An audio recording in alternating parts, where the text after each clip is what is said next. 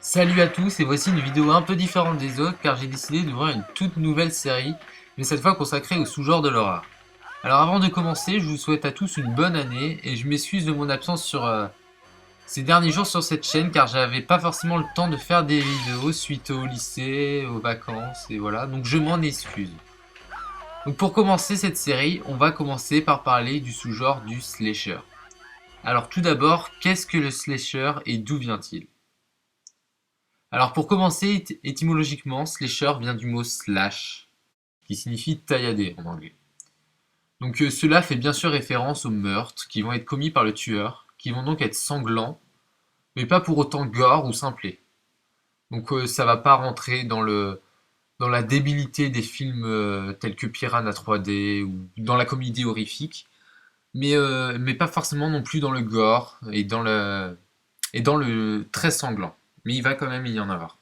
Donc si on compare les meurtres par exemple à une tomate, ils vont donc être commis comme ça, mais pas comme ça. Donc certes la comparaison est nulle, mais en moins comme ça, vous avez l'idée. Donc maintenant, on va plutôt s'intéresser à l'origine de ce sous-genre pour d'abord nous mettre dans l'ambiance du slasher. Alors certains diront que le tout premier slasher est le film Psychose d'Alfred Hitchcock en 1960. Mais d'autres, d'un autre côté, diront plutôt qu'il apparaît grâce à La Dernière Maison sur la Gauche, donc du génialissime bien sûr Wes Craven, en 1972, même si pour moi c'est plus un survival qu'autre chose, mais certains quand même prétendront que c'est un grand slasher et le tout premier. Mais la majorité quand même admettront que c'est bien sûr Black Christmas de Bob Clark en 1975 qui va ouvrir le bal de ce nouveau sous-genre.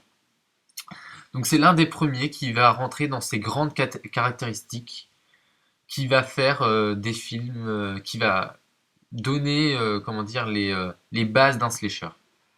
Mais je vous les donnerai plus tard ces caractéristiques pour faire un très bon slasher. Donc suite à cela, 4 ans plus tard, va émerger des ténèbres l'un des plus grands films de l'horreur à mes yeux, qui est Halloween, avec sous-titré La Nuit des Masques de John Carpenter en 1978. Donc pour moi, c'est vraiment le grand slasher à voir si vous vous intéressez à ce sous-genre ou si c'est à voir ou à revoir, bien sûr, c'est un super film. On peut bien sûr citer suite à cela Massacre à la tronçonneuse de Tobe Hooper en 1982 ou encore la saga Freddy en 1984, ou aussi la saga Vendredi 13 et etc., etc., etc., tels que la Meurtre à Saint-Valentin en 1981, voilà, il y en a plein d'autres. Mais le public va vite se lasser de ce sous-genre car c'est tout le temps la même histoire et c'est très très répétitif. Et ça, c'est jamais renouvelé, l'histoire est tout le temps la même. Bref, ça va vraiment s'estomper et le public va plus s'intéresser. Mais un film va remettre au goût du jour ce sous-genre et c'est bien sûr Scream en 1996 de Wes Craven encore une fois. Il va donc avoir une deuxième montée en puissance des slashers donc suite à Scream, qui vont être cette fois par contre appelés les néo-slashers. Donc après, il va y en avoir plein, tels que Souviens-toi l'été dernier en 1997, Urban Legend en 1998, Destination Finale en 2000, mais ça va pas vraiment marquer les esprits car ça va être même encore plus rentré dans les clichés que les slashers de base. Donc le public va encore une fois se lasser, il va se replonger dans l'ennui du slasher et ça va quand même, ils vont essayer de quand même de remonter de faire renaître de ses cendres ce sous-genre avec de nombreux remakes, donc tels que Vendredi 13, Freddy, Halloween ou encore Massacre à la tronçonneuse. Donc ils font des remakes des plus grands slashers, mais généralement ça va pas forcément intéresser le grand public. Il s'est lassé de ce sous-genre tout simplement Et il va falloir, je pense un jour, car laisser tomber le slasher pour laisser place à d'autres sous-genres. Donc on va quand même maintenant s'intéresser à qu'est-ce qui fait d'un film un slasher, ou plus principalement ses caractéristiques. Donc pour définir les caractéristiques de ce genre, je vais m'appuyer sur un film qui est très récent, très récent, qui est sorti en 2012 et qui reprend les clichés du slasher, mais ici c'est voulu, il en a fait exprès et c'est ce qui fait de ce film un film culte à mes yeux. Donc La cabane dans les bois. Donc les toutes premières caractéristiques du slasher est le lieu. Donc le lieu, c'est quelque chose d'important dans un film. Donc le slasher, généralement le lieu il est très basique. Donc il faut un endroit sombre. Donc c'est ce qui fait généralement un film d'horreur. Il faut un endroit sombre pour créer la peur auprès du spectateur. Mais pour être plus précis, il faut trois types de lieux pour créer un slasher. Donc ces trois types de, on peut bien sûr sortir des sentiers battus, choisir un autre lieu, mais généralement c'est ces trois lieux. Donc on peut tout d'abord choisir une forêt, donc comme dans la cabane dans les bois, tout simplement. Une banlieue américaine ou une petite rue qui crée un peu d'angoisse, telle que Halloween. Ou encore près d'un lac, donc bien sûr qui se trouve généralement près de la forêt, mais le lac peut tout simplement être dans un endroit désert. Donc pour citer un film où il y a un lac, bien sûr, le très célèbre Vendredi 13. En deuxième lieu, il y a les personnages. Donc c'est sûrement le type de film où on y retrouve le plus de personnages stéréotypés. Il y en a plein. Donc par exemple, dans La cabane dans les bois, on y retrouve 5 types de personnages qui sont fréquemment utilisés dans les slashers ou pas forcément dans les slashers. Ça peut être dans des films, d'autres types de films tels que des comédies ou autres. Dès qu'on utilise des clichés, c'est généralement ces 5 types de personnages. Donc tout d'abord, c'est principalement des jeunes. Donc c'est comme ça. Il faut que ce soit des jeunes, peut-être parce qu'ils sont plus naïfs, mais c'est des jeunes. Donc les 5 types de personnages. Il y a tout d'abord la bimbo. Donc elle est là aussi pour jouer un peu la partie sexuelle du film, mais elle est principalement là pour faire un peu la nunuche. C'est le personnage un peu con de l'histoire. Et donc elle n'est pas très intelligente. Ensuite, il y a aussi le meneur. Donc généralement, il est lui aussi pas très intelligent. Donc par exemple, comme on peut citer dans La cabane dans les bois, où il dit, qui est sûrement un passage très culte, où il dit qu'il faut aux autres personnages qu'il faut se disperser. Donc ce qui est bien sûr un des gros clichés du genre de l'horreur. Mais enfin, c'est comme ça. Ce film de La cabane dans les bois en a fait exprès. Donc le meneur, il n'est pas forcément très intelligent, mais c'est lui quand même qui dirige la bande. En troisième lieu, il y a aussi l'intello, donc il est généralement peureux, mais il noue quand même principalement des relations avec l'héroïne qui sont plus fortes qu'avec les autres personnages, donc l'héroïne est très attachée généralement à ce personnage.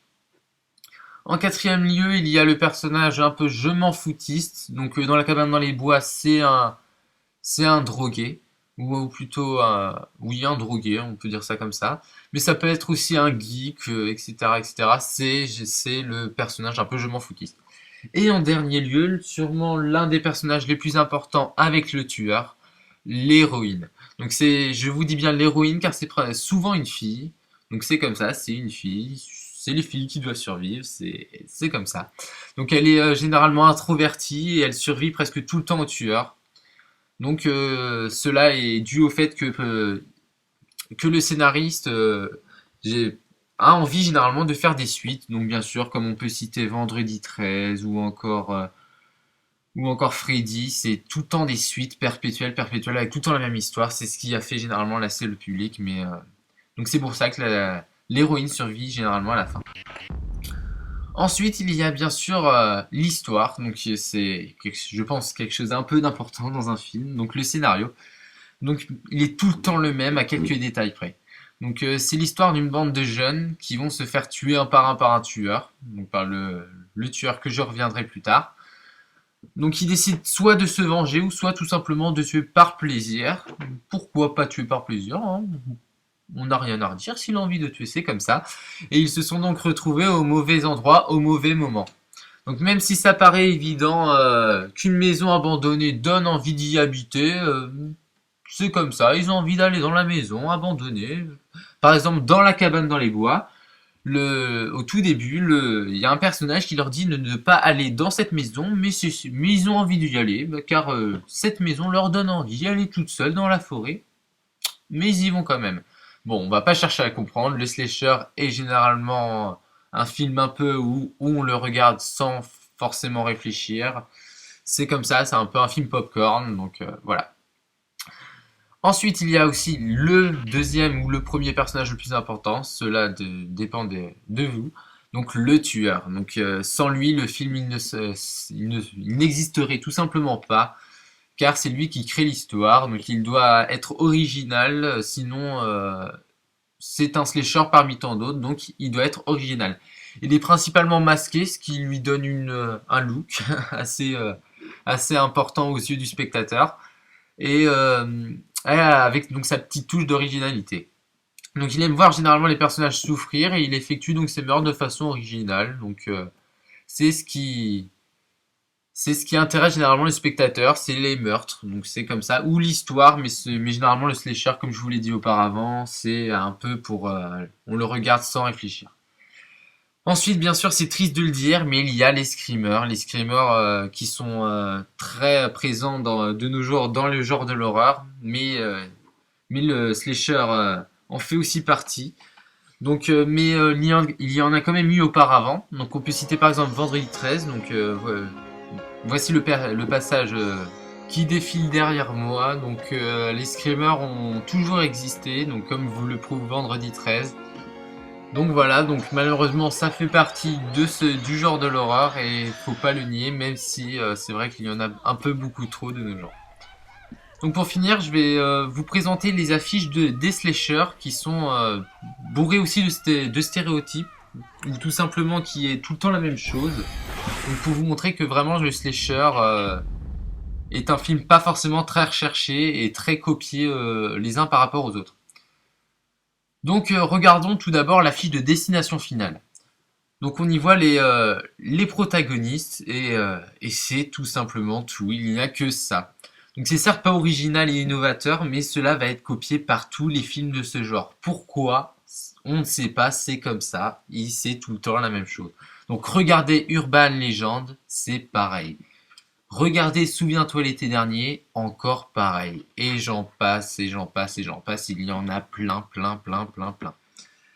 Donc voilà, je termine sur cette note avec les affiches du slasher qui vous montrent vraiment que c'est tout le temps la même chose. Et donc pour conclure, le slasher est donc un film nanar, mais qui permet de divertir le public, ce qui a fait de ce sous-genre l'un des préférés du grand public, mais il commence un peu à s'estomper car, comme je pense vous l'avoir assez dit auparavant, c'est tout le temps la même chose.